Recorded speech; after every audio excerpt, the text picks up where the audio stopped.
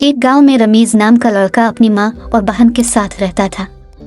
रमीज गधिया था और बकरियों की देखभाल करता था। गांव के कोने में जावेद नाम का आदमी अपनी बीवी के साथ बेकार बैठा रहता था। जावेद की बीवी ने कहा, घर में कुछ खाने को नहीं, जाओ और कहीं से कुछ इंतजाम करो।